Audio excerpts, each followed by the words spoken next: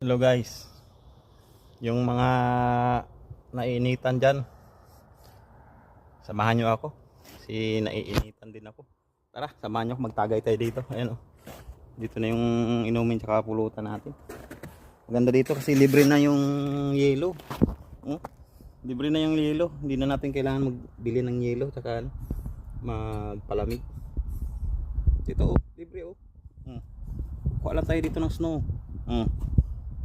Walang tayo dito. Tapos libre oh.